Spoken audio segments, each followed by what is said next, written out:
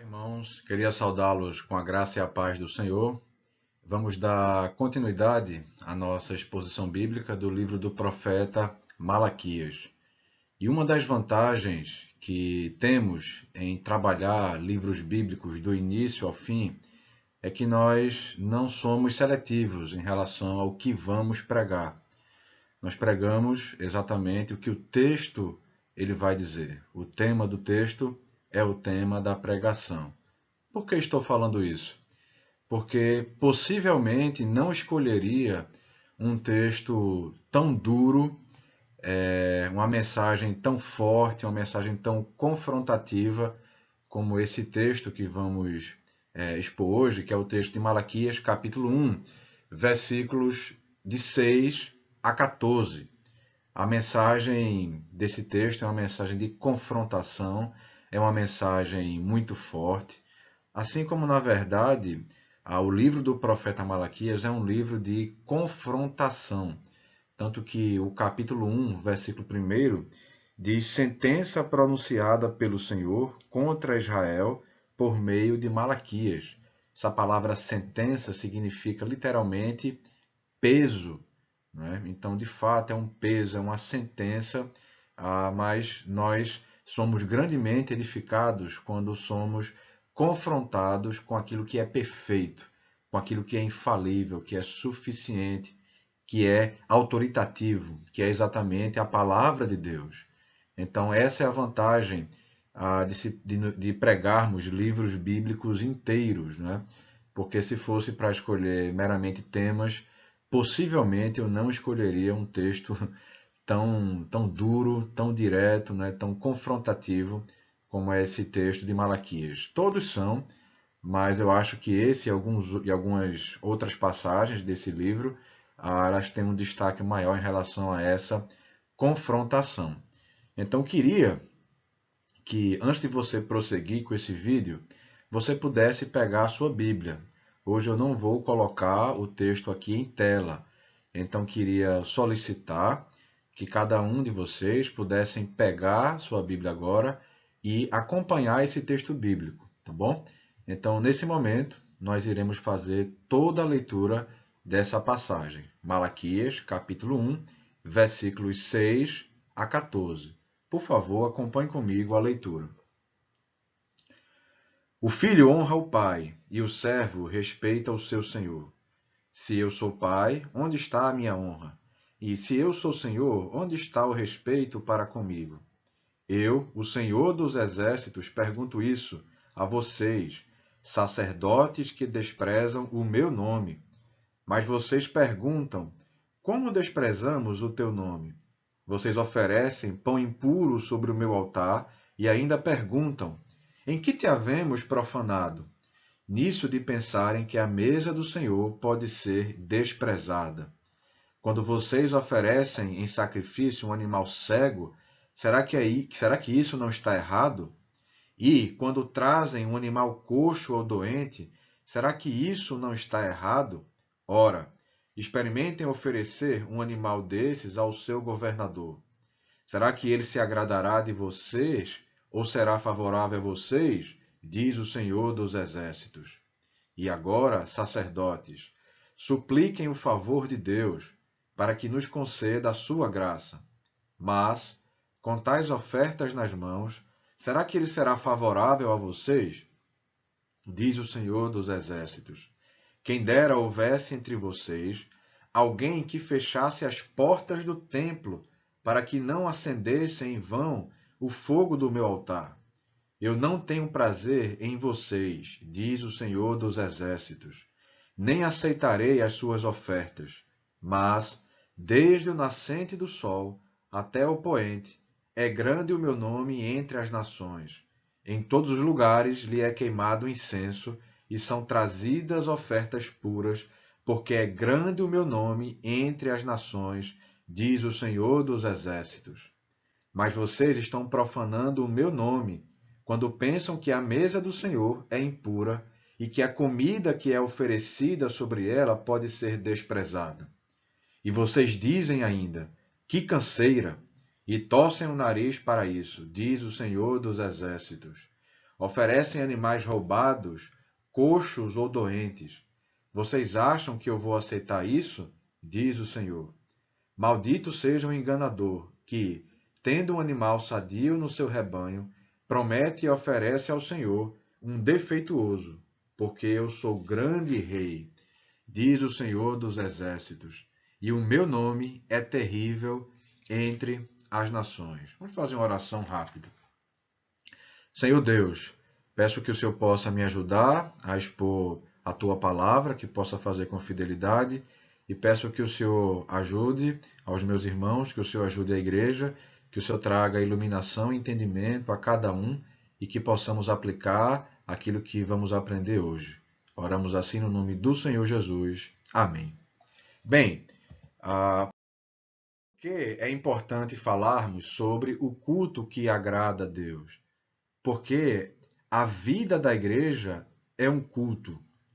Na verdade, se a igreja ela vive sem cultuar, na verdade essa igreja ela vai ser uma igreja morta.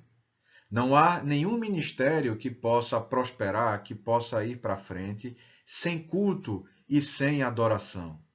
Tudo o que fizermos e não for em espírito de culto, se não for em adoração, tudo o que fizermos, a bem da verdade, será religioso, será algo morto.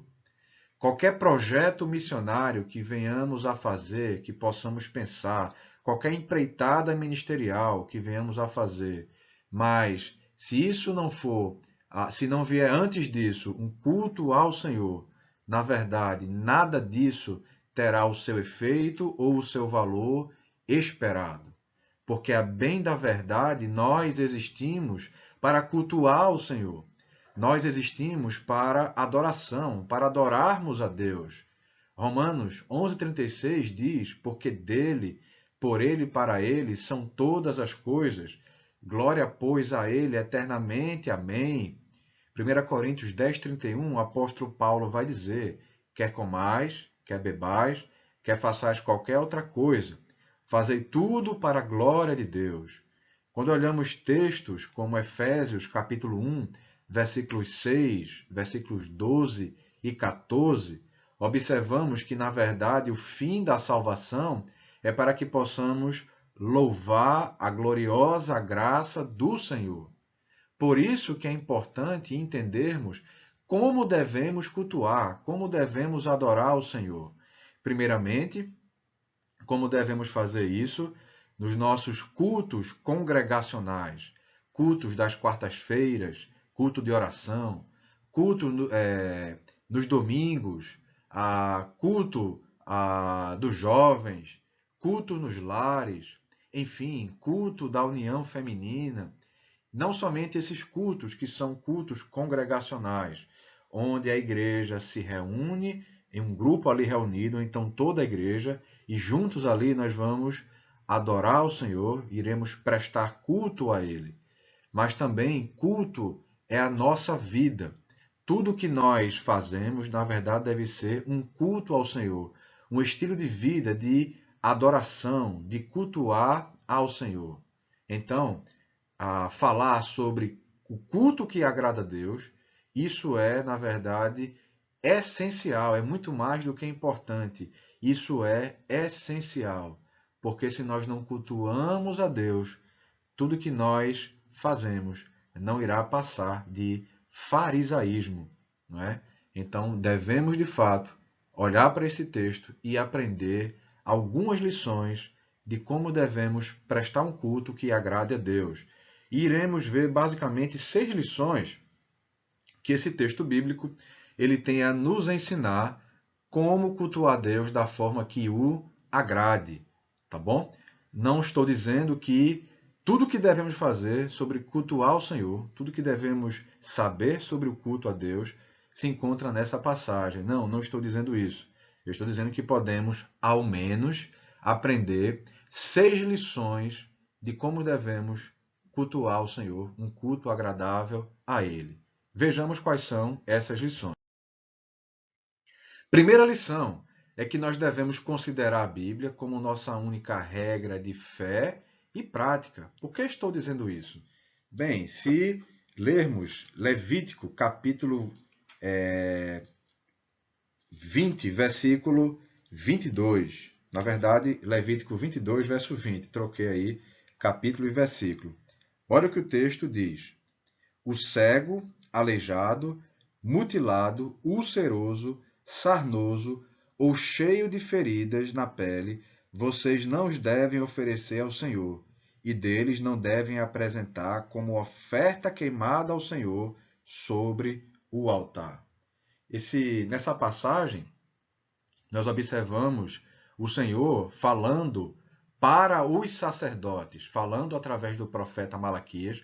O nome Malaquias quer dizer meu mensageiro.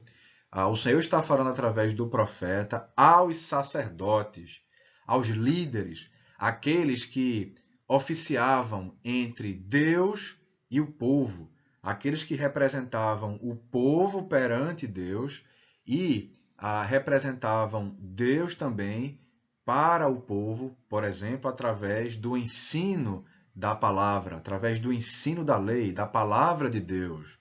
Então, os sacerdotes, mais do que qualquer outros em Israel, eles é que precisavam, de fato, ser o exemplo de vida piedosa.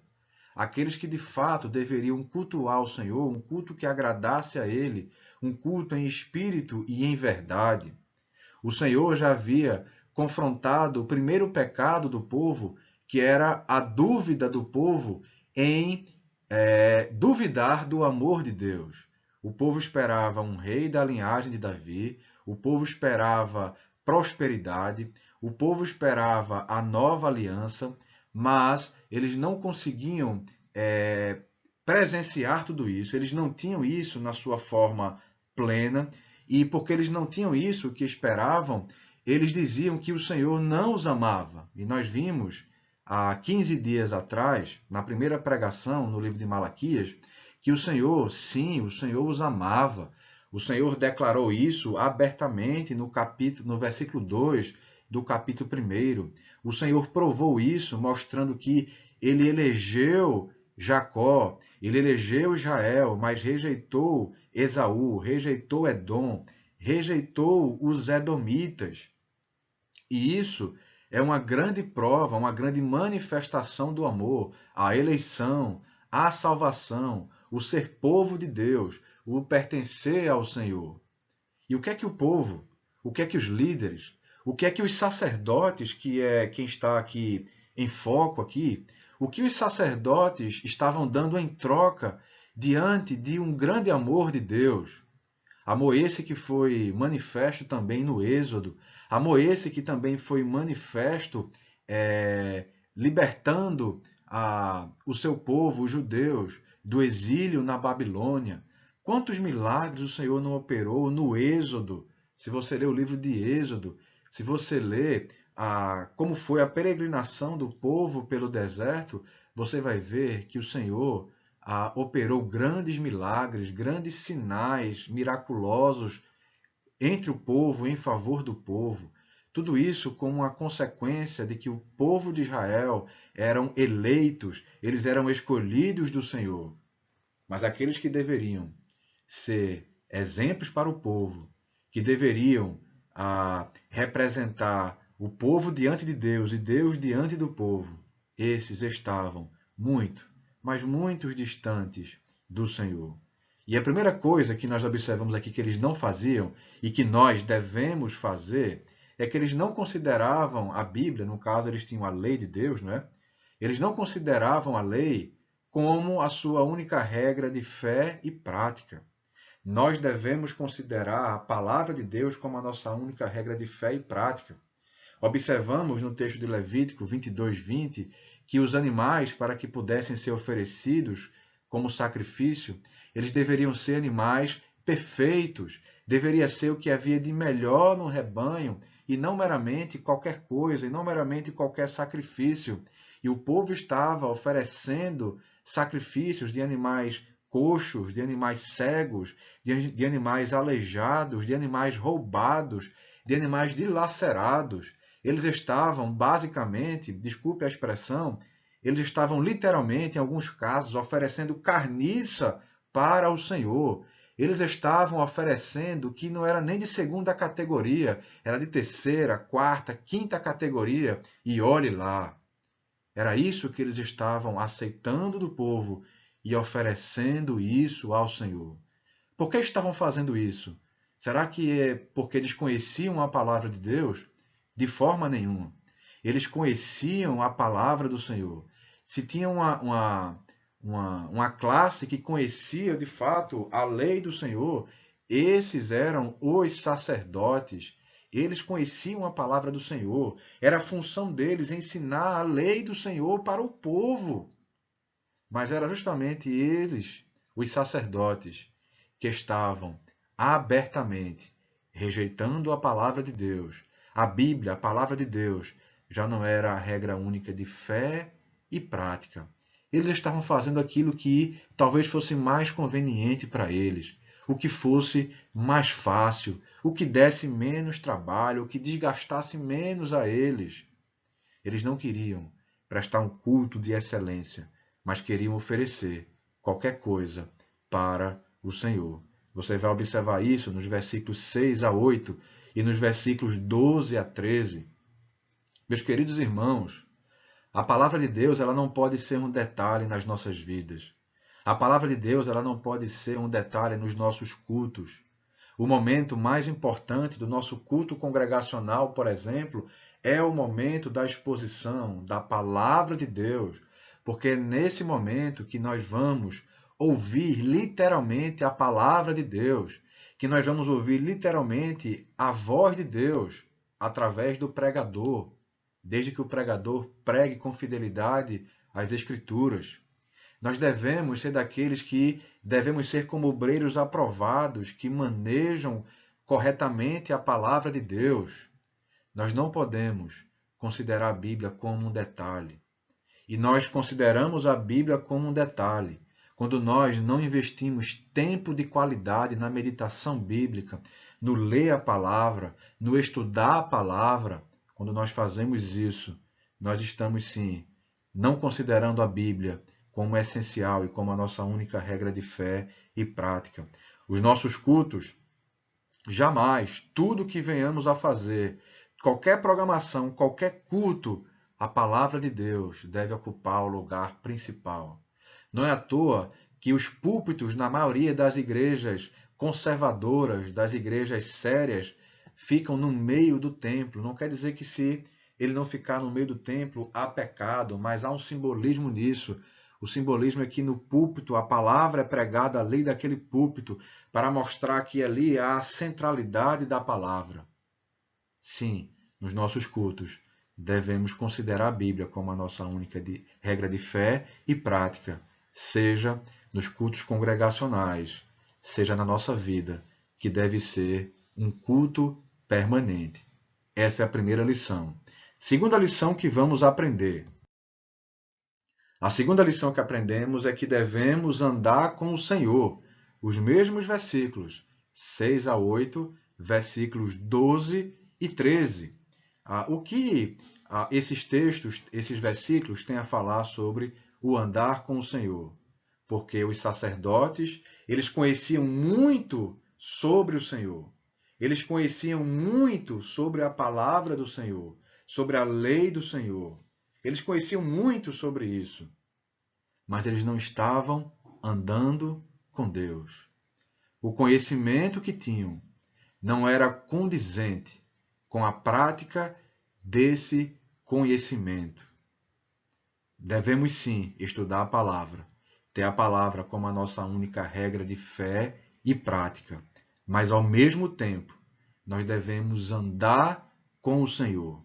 O conhecer a Bíblia, o conhecer a palavra, não é meramente para que possamos deixar as nossas mentes cheias da palavra e parar por aí. Se assim fizermos, nós ficaremos doentes, nós ficaremos com a mente cheia, mas ficaremos com o coração vazio.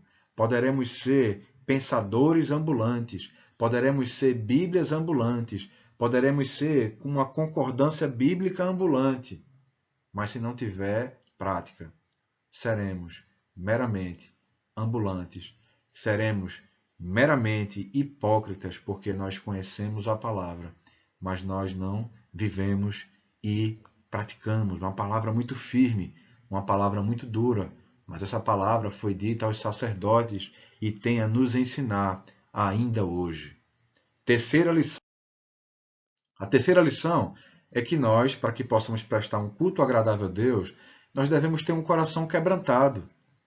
A nossa oração, na verdade, não deve ser: Senhor, eu quero ficar cheio do Senhor. Até deve ser assim, mas primeiro deve ser: Senhor, eu quero estar mais vazio de mim mesmo. Eu quero estar vazio de mim mesmo, para que daí eu possa estar cheio do Senhor. Devemos ter corações quebrantados. O Senhor, através do profeta, quando confrontou o pecado dos sacerdotes, o versículo 6 vai dizer aqui, o Senhor acusa os sacerdotes de desprezarem o seu nome. E daí os sacerdotes perguntam: como desprezamos o teu nome? E o Senhor vai dizer: vocês desprezam o meu nome, oferecendo sacrifícios que não são agradáveis. Vocês oferecem pão impuro sobre o meu altar. E ainda assim os sacerdotes perguntaram: em que te havemos profanado? Só pode estar de brincadeira. Aqueles sacerdotes só podiam estar de brincadeira. Não é? Tem um ditado popular que diz o seguinte: estavam pagando de doido. Exatamente isso. Eles estavam pagando de doido. Sabe aquela coisa, quando você sabe de uma coisa e você dá uma de sonso? Foi exatamente o que os sacerdotes aqui fizeram. Eles sabiam que estavam fazendo errado. Tanto que o Senhor diz no versículo 9: e agora, sacerdotes, supliquem o favor de Deus, para que nos conceda a sua graça. Mas com tais ofertas nas mãos, será que ele será favorável a vocês? Diz o Senhor dos Exércitos. Ou seja, orem ao Senhor, mas antes tenham um coração quebrantado. Antes não sejam orgulhosos e sejam confrontados e meramente rebatam. Irmãos, a confrontação bíblica, eu disse isso há 15 dias atrás, ela é ministério bíblico. É ministério bíblico. E eu sei que é muito difícil ser confrontado. É muito difícil ser confrontado. Eu sou humano, eu sei disso. Eu sou pecador, eu sei disso. Eu sinto na pele isso. Mas quando assim for, e for feito de maneira bíblica, nós devemos quebrantar os nossos corações. Nós devemos nos arrepender. Devemos reconhecer as nossas falhas e os nossos erros, para que não possamos ter a ilusão de pensar que podemos cultuar o Senhor, mas com um coração cheio de pecado, mas vazios do Senhor e cheios de nós mesmos. A quarta lição, eu acho que é a quarta. Deixa eu ver aqui. A quarta lição: temer ao Senhor e não aos homens. À medida que o que eles ofereciam para o Senhor era o resto, até mesmo carniça. Não estou aqui exagerando, literalmente, carniça, o dilacerado. Ofereciam ao Senhor isso, mas ao governador eles costumavam oferecer sacrifícios, mas não eram sacrifícios de segunda, mas sacrifícios de primeira.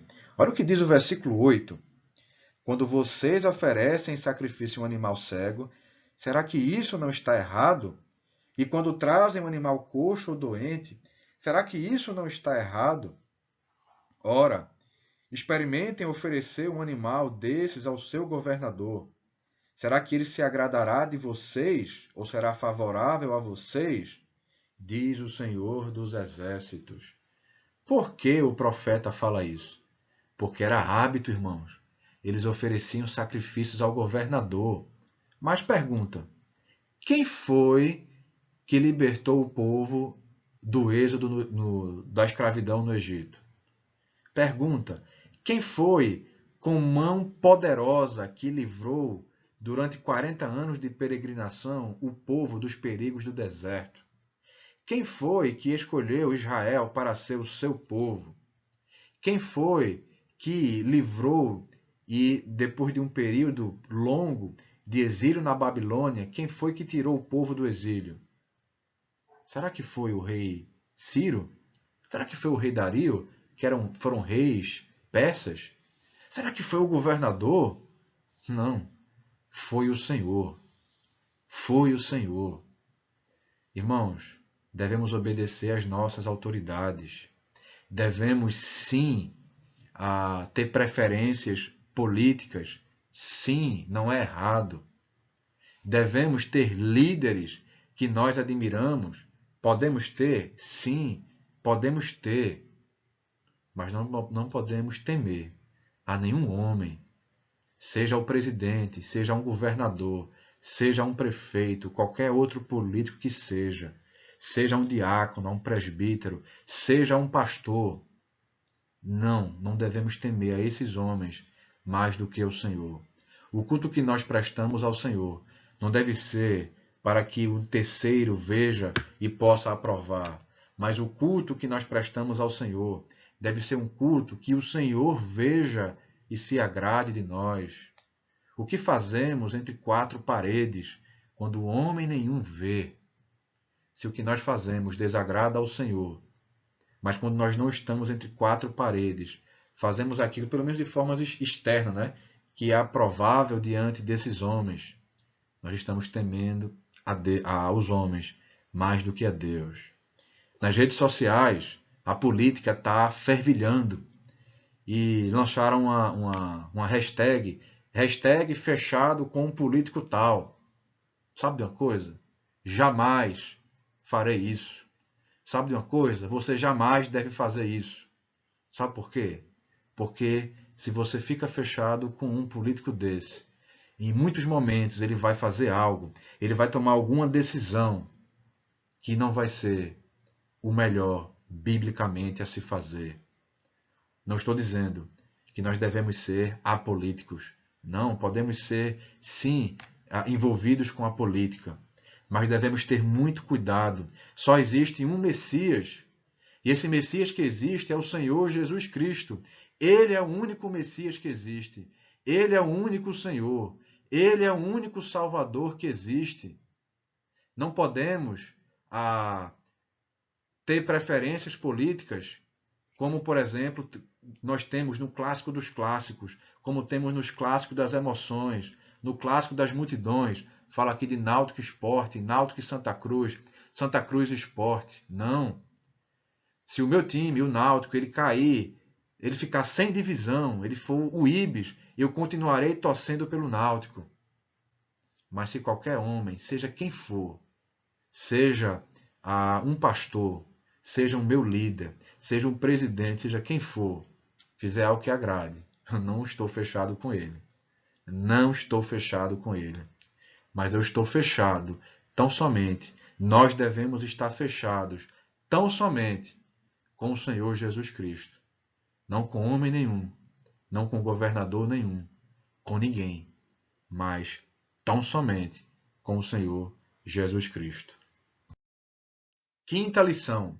Nós devemos ofertar a vida antes da oferta. Olha o versículo 10 o que diz. Quem dera houvesse entre vocês alguém que fechasse as portas do templo, para que não acendesse em vão o fogo do meu altar. Eu não tenho prazer em vocês, diz o Senhor dos Exércitos, nem aceitarei as suas ofertas. As ofertas, o culto desses sacerdotes, era um culto tão morto, tão desprovido de adoração ao Senhor, meramente externo, que o Senhor diz o seguinte, olha, quem dera tivesse alguém que fechasse as portas do templo, porque eu não quero mais ser adorado por vocês, porque o culto que vocês prestam a mim é um culto idólatra, eu não quero mais isso. Sabe qual é o princípio que aprendemos aqui? De que o Senhor, ele não aceita a nossa adoração e o nosso culto se nós antes não ofertarmos a nossa própria vida. Ele não vai aceitar. Nós devemos, antes de ofertarmos qualquer coisa, antes mesmo de nos voluntariarmos para o ministério A, B, C, Ah, eu quero participar do louvor, eu quero participar das mulheres, eu quero participar do ministério de ensino da igreja. Antes de participarmos de qualquer ministério, ministério infantil, qualquer um que seja, acima de tudo, devemos ofertar primeiramente a nossa própria vida, porque senão o Senhor não se agradará, não do nosso culto, porque não será um culto, mas do que viermos a fazer. Melhor seria que nem sequer fizéssemos isso. Melhor seria que nem sequer fizéssemos isso. Não é absurdo alguém procurar o Senhor e dizer, olha, eu quero dar um tempo no ministério A e B, porque eu não estou bem com o Senhor. A minha vida, na verdade, não é que eu estou com um ponto aqui e outro ali ruim. Eu estou absolutamente distante do Senhor. É apenas o meu corpo, junto com as roupas, que vem para a igreja. Mas eu quero, primeiramente, me acertar com o Senhor e depois estar firme no ministério. Isso não é absurdo, isso é nobre. Isso é nobre. E eu conheço pessoas que fizeram isso. Atitude nobre. Devemos ofertar a vida antes de ofertar a nossa oferta. Que a nossa oferta pode ser o que quer que seja, um ministério que fazemos, por exemplo. E, por último, sexta lição que podemos aprender dessa passagem de um culto que agrada a Deus é culto, sim, religiosidade, não. Olha o que diz os versos 13 e 14. Do versículo 3, eu quero apenas frisar uma expressão aqui. Olha o que diz essa expressão. Que canseira! E torcem o nariz para isso, diz o Senhor dos Exércitos. Eles estavam cheios, eles estavam de saco cheio de cultuar ao Senhor, meus irmãos. Os sacerdotes eles não aguentavam mais, eles estavam saturados. Sabe por quê? Porque quando nós estamos envolvidos na obra, quando nós estamos envolvidos no ministério, mas nós não fazemos aquilo com a motivação correta, se aquilo não for, de fato, prestar culto, adoração ao Senhor, tributar honra, louvor, glória ao Senhor, pelo que Ele é, e pelo que Ele é, representa o que Ele fez, nós vamos cansar. Nós podemos cansar no ministério, mas cansar do ministério é perigoso. É perigoso. Não é um sinal amarelo, é um sinal vermelho, sinal de alerta. Algo muito sério está acontecendo. Culto sim, religiosidade não. Nessa ideia de culto sim, religiosidade não, os sacerdotes estavam dizendo o seguinte: culto não, religiosidade sim. Olha o verso 14. Maldito seja o enganador, que, tendo um animal sadio no seu rebanho, promete e oferece ao Senhor um defeituoso. Porque eu sou o grande rei, diz o Senhor dos Exércitos, e o meu nome é terrível entre as nações. Eles pensavam que estavam enganando a quem? Haviam votos de oferecer animais de primeira qualidade, mas na verdade os que eram oferecidos eram de segunda, terceira, quarta, quinta e por aí vai. Eles pensavam que estavam enganando a quem? Pensavam que estavam enganando a quem? Podemos enganar qualquer um, mas enganar o Senhor é impossível. É impossível. Culto não pode ser de mentirinha. Culto deve ser em espírito e em verdade. E para concluirmos, queria trazer agora o outro lado da história. Falamos de um cenário ruim, mas agora queremos falar de glória. De glória. Como assim de glória? Perceba que essa expressão, o nome do Senhor, no versículo 6 vai estar também o teu nome, mas o nome do Senhor vai se repetir nessa passagem 5 vezes. 2 vezes no versículo 6, 2 vezes no versículo 11, uma vez no versículo 12. Sabe por quê? Porque a tônica do livro do profeta Malaquias. A tônica do livro do profeta Malaquias é que se deve viver, é que se deve adorar O estilo de vida deve ser um estilo de vida que traga e que preste honra e glória ao Senhor. Porque o Senhor, ele tem um nome a prezar. E só o Senhor, ele pode fazer isso. Só ele. Exigir que o seu nome seja honrado, que o seu nome seja glorificado. Olha comigo o verso 11, que diz: Mas, desde o nascente do sol até o poente, é grande o meu nome entre as nações. Em todos os lugares lhe é queimado incenso, e são trazidas ofertas puras, porque é grande o meu nome entre as nações, diz o Senhor dos Exércitos. Quando olhamos aqui, e os irmãos já conhecem, primeiramente através do pastor Vinícius, e há um tempo menor também agora comigo, que nós interpretamos a palavra de Deus de maneira literal. Nós não alegorizamos a Bíblia.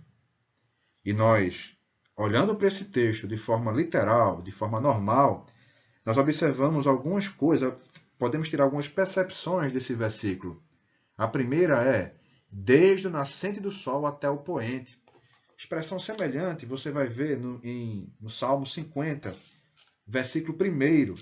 Salmo 50, versículo 1, diz o seguinte, falando da verdadeira adoração.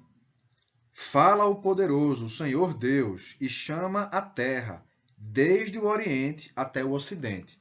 Então, é a mesma ideia aqui. O versículo 11 fala, desde o nascente do sol até o poente, ou seja, toda a terra. Ele está falando de toda a terra. E o que é que acontece em toda a terra? Continuando no texto. É grande o nome do Senhor entre as nações. Espera aí. Mas como é... Outra pergunta para o texto. Como é que o nome do Senhor é grande entre as nações no contexto do versículo 11? O próprio texto nos responde. Olha o versículo 11, o que continua dizendo. Em todos os lugares, ou seja, em todos os lugares, são em todos os lugares do mundo todo. É o que diz o início do versículo 1. Lhe é queimado incenso e são trazidas ofertas puras, porque é grande o meu nome entre as nações, diz o Senhor dos Exércitos. Aqui há cheiro de culto judaico fora de Israel, e o nome do Senhor passou a ser grande entre as nações. O que isso aponta? Isso aponta para o reino messiânico e milenar de Cristo, onde Cristo reinará literalmente durante 1000 anos na terra. E sabe de uma coisa? Se de fato o nosso culto ele for um culto que agrada ao Senhor, nós um dia estaremos nessa glória com o Senhor, no reino messiânico e milenar de Cristo, reinando com o Senhor Jesus Cristo. Meus irmãos, se não for